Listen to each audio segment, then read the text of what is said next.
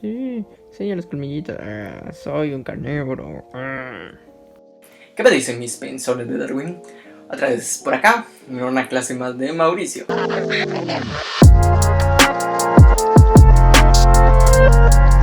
Hoy tengo un tema que me encanta. Realmente es mi tema favorito de biología.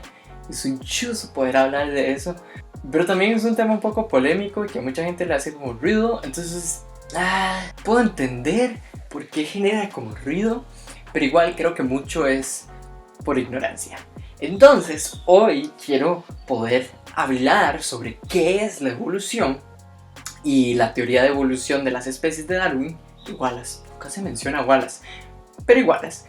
Explicar qué es para que podamos entender qué es y luego decir lo que no es y por qué hay tantas malas concepciones en la gente del día a día sobre qué es la evolución. Entonces he dividido en tres formas mi explicación.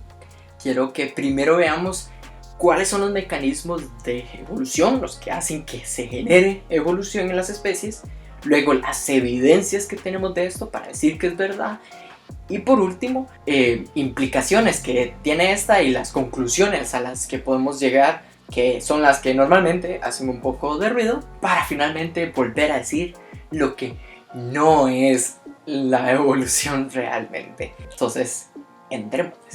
Ok, primero que todo, hablemos de qué es la evolución. Es una teoría que se propuso hecha famosa por Charles Darwin, pero realmente también había otro hombre de apellido Wallace que hizo más famoso fue Darwin, pero en la ciencia siempre hay disputas por quién tiene derecho y quién no.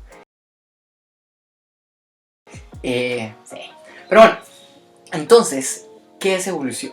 Ok, primero vamos a definir los mecanismos que generan la evolución. Hablemos de especies. Especies es individuos, organismos que están tan relacionados emparentadamente que son capaces de reproducirse entre ellos. Es una definición sencilla, pero el concepto de especie es muy complejo. Entonces este es como el consenso, a lo que la mayoría de gente estaría como de acuerdo en aceptar. Bueno, y muy importante, ese hijo que tienen tiene que ser capaz de poder reproducirse también. Por ejemplo, como los caballos y los burros son especies diferentes porque aunque pueden reproducirse y tener una mula, las mulas de fijo son estériles, entonces no pueden reproducirse. Por lo tanto, se sabe que un caballo y un burro son especies diferentes. Lo mismo pasa con los ligres, la mezcla entre el tigre y un león. Una especie tiene que ser capaz de poder reproducirse entre ellos y tener hijos que son capaces de reproducirse. Tengamos muy presente en eso. Eso es la especie. Pero ¿qué? ¿Cuáles son estos mecanismos? Primero hablemos de que todos somos diferentes. Y sí, todos somos muy diferentes. No es un cliché, es literal, todos somos diferentes. No existen dos copias de uno mismo. Hay una excepción, aquellos que tienen gemelos idénticos, pero incluso en ellos se pueden hacer ciertos análisis que van a ver que hay ciertas diferencias porque hay ciertos efectos de la naturaleza y el ambiente que afectan también nuestro código genético, cómo se expresa. Pero eso es todo un tema llamado epigenética para otro tiempo. Entonces, no hay otro como vos. Si sos única y especial. Y sí, es verdad, todos lo somos, todos somos diferentes. Y estas diferencias nos hacen mejores en algunas cosas que otros no, o peores en algunas cosas que otros. Todos somos diferentes. Ese es el primer punto. El hecho de que todos somos muy diferentes tiene mucho que ver con cómo se da la evolución de una especie. Ya vamos a entrar en el por qué. El segundo punto es que en la naturaleza, porque los humanos hemos controlado mucho esto, pero en la naturaleza un organismo tiende a reproducirse mucho, tiene muchas crías. Si lo pensamos en conejos, en insectos, los mamíferos son como los que tendemos a tener menos en algunos casos, pero por general tienen muchos. ¿Por qué? Porque la mayoría se van a morir. Así de simple. Entonces, ¿qué es lo que pasa? Algunos son más susceptibles a ciertas enfermedades, algunos son más susceptibles a que se los coma un depredador. Y hay algunos que aguantarán. Entonces, al tener muchos, al perder cierta cantidad de esos hijos, los que quedan son capaces de seguir reproduciéndose por ellos mismos y continuar con la especie, que es al final como el objetivo de toda especie. El poder sobrevivir es como el instinto más natural que todos tenemos, el de mantenernos vivos. Entonces, todos tenemos pequeños cambios que entonces al estar todos aquí presentes en una gran cantidad, algunos sobreviviremos mejor y hay algunos que se destacaremos por alguna razón de estas diferencias que tenemos. Para bien o para mal, a veces destacar significa que nos van a comer más fácil. En algunos casos más bien significa que seremos más resistentes. Entonces, esos cambios que se notan más cuando hay más individuos, porque eso es algo casi que estadístico, entre más ejemplos hayan, es más fácil notar esos cambios. Ese sería nuestro segundo, la gran cantidad. La tercera que voy a poner es ¿de dónde vienen esas diferencias? Bueno, hablemos de mutaciones. Y aquí viene la parte cool. ¿Es usted un mutante? Tanto como lo soy yo como el vecino. Todos somos mutantes. Todos tenemos y cargamos mutaciones. ¿Qué son mutaciones? Bueno, hablemos de nuestro ADN. Nuestro ADN es nuestro material genético, son bases o compuestos químicos que en sus mezclas generan códigos que hacen todo nuestro cuerpo. Desde la forma que tiene, los rasgos que tiene, colores, patrones, hasta la configuración química que tiene internamente. Hasta muy probablemente si nos podemos enfermar de ciertas cosas o no. Todo eso está escrito como en lo que podría ser nuestro manual de instrucciones, que se llama nuestro ADN. Entonces, vos tenés uno de estos manuales en cada una de tus células. Es increíble. Y lo más chido de esto es que nuestro ADN es súper complejo, en el sentido que son en una presentación, un físico decía que si se hiciera un libro de nuestro ADN, sería un libro de alrededor de 262,000 páginas. Es demasiado material. Entonces, cada una de tus células tiene uno de estos libritos. Es un montón. Nuestra maquinaria, que es responsable de copiar y pasárselo de célula en célula, es increíblemente buena y eficiente. Súper compleja, pero increíblemente chida. Pero de tanto en tanto se le van pequeños errores. Muy raramente. Pero sucede. A veces ese es el inicio de una mutación. En algunos casos tienen que ver más factores externos, como la exposición a los rayos ultravioleta. Y se generan lo que llamamos mutaciones. Son cambios en este libro que no deberían de haber estado ahí, pero sucedieron. ¿Qué es lo que pasa? Muchas de las veces estas mutaciones caen en algo que conocemos como ADN no codificante, que puesto de una manera sencilla no hace nada, sí hace, pero no hace nada que podamos ver ni externa ni internamente. Creemos que más son reguladores del ADN, pero entonces un cambio ahí no se nota. Entonces yo podría ser un mutante y no se nota, pero todos somos mutantes. En cambio, hay veces que las mutaciones caen en material genético que sí es codificante, o sea, que sí hace algo en nuestro cuerpo. ¿Qué pasa la mayoría de las veces? La persona muere. Porque estos cambios hacen que ni siquiera se forme el feto o que tenga muchos problemas en la gestación y al final muera por sí solo, o simplemente que tenga alguna enfermedad muy grave.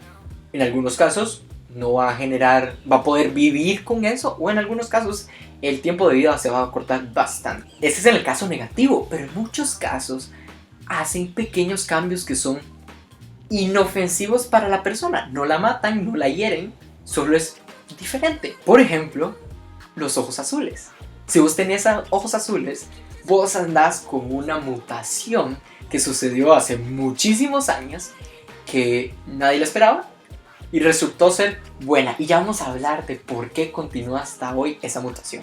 Pero simplemente es una diferencia. Mis ojos son bastante oscuros, pero tal vez los tuyos son bastante claros. Esas diferencias son producto de mutaciones. Entonces, con esos tres llega y podría incluir más, pero para no hacer este video muy largo, porque honestamente creo que va a ser muy largo, el último punto es como el santo grial de esta situación para entenderlo todo, y es la selección natural. ¿Qué es la selección natural?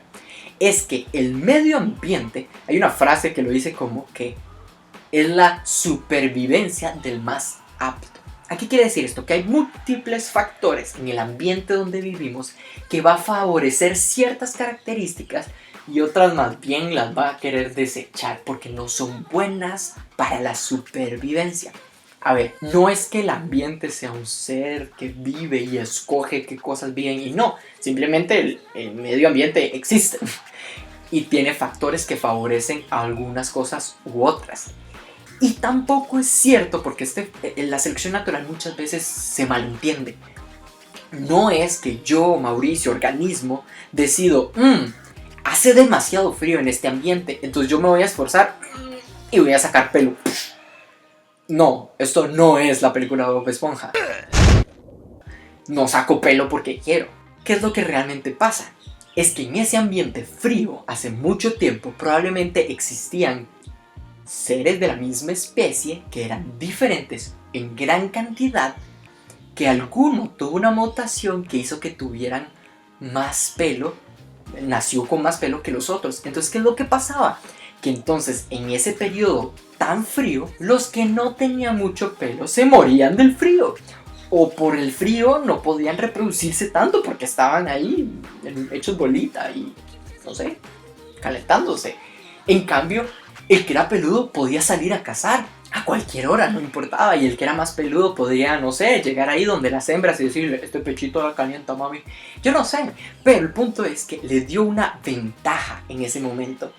¿Qué pasa en gran extensión de tiempo? Que las poblaciones de esa especie con mucho pelo aumentan y más bien las de poco pelo se disminuyen y en algunos casos desaparecen. Todos estos cambios y factores sumados son los que al sumar mucho tiempo generan cambios tan drásticos en una especie hasta que el punto de que no puedan reproducirse. ¿Se acuerdan que esa fue la definición que yo usé de especie al inicio? Son dos organismos que entonces ya ahora cuando intentan unirse ya no pueden. Hay veces que es mecánicamente imposible para ellos volver a reproducirse. Hay algunos que entonces sus crías ya no son fértiles, como el caso del caballo y el burro. O hay veces que incluso por alguna razón, aunque lo hagan, no se forma nada. Entonces ya no son una misma especie. Hay una historia muy interesante y fue con la que Darwin, y con esto voy a ir pasando a las evidencias, se dio cuenta de esto. Él viajó a la isla Galápagos y empezó a estudiar algo que se llaman los pinzones de Darwin. Entonces, estos pájaros se cree que por alguna tormenta o algo llegaron a la isla Galápagos. Ellos no existían ahí y llegaron. Entonces, ¿qué pasó? Cuando llegaron había comida por todo lado y no habían depredadores. Entonces podían comer a lo loco y nadie les decía nada. Así que hicieron fiesta, hicieron lo que les dio la gana ahí, hasta aquel punto que eran tantos pinzones que empezaron a tener competencia entre ellos. El punto es que entonces, como eran tantos y la comida ya no era tanta, empezó a haber competencia. ¿Qué es lo que pasa? Mutaciones y ligeras diferencias que empezaron a haber ciertos pinzones que ya no tenían competencia entre ellos. Porque tal vez habían unos que tenían el pico ligeramente más delgado y les permitía ir y picar los huecos que habían en la tierra para sacar gusanos. Y luego estaban estos que tenían los picos más duros y eran capaces de picar más bien nueces o semillas muy duras. Y entonces ellos ya no entraban en competencia. Ya no se importaban entre ellos. Unos se encargaban de las nueces, otros de los gusanos. Y así con diferentes ejemplos. ¿Qué pasa? Que esa diferencia los llevó a dos nichos ecológicos muy diferentes. Nicho es como este espacio tanto físico como de práctica que hace que podrían separarse completamente estos dos animales o grupos. Entonces, ¿qué pasa? Que los pinzones de los gusanos y los pinzones de las nueces se empezaron a separar tanto que llegó un punto en donde se intentaron cruzar dos de estos pinzones y ya no lo pudieron hacer. Así es como nace una nueva especie. Entonces estos dos pinzones se tuvieron que separar completamente y así fueron con los demás. Actualmente en la isla Galápagos hay como 16 especies, creo, por ahí cerca, no me acuerdo específicamente, pero como alrededor de 16 tipos de pinzón.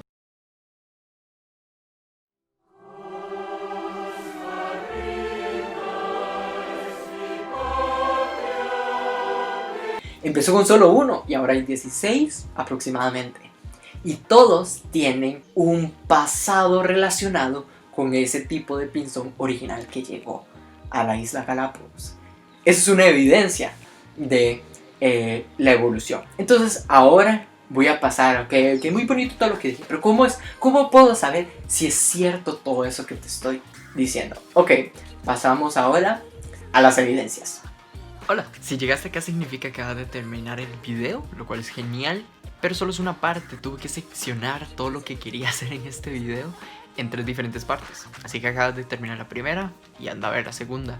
Pero antes, odio hacer esto, pero si quieres ayudarme, suscríbete y dale a la campanita para que estés atento ahí a cualquier momento que vuelva a subir otro video, por si te interesan. Y también si quieres compartirlo con tus amigos, con otra gente que tal vez le pueda interesar aprender un poco de ciencia, yo estaría más que feliz de seguir haciendo estos videos. Así que nos vemos en la segunda parte.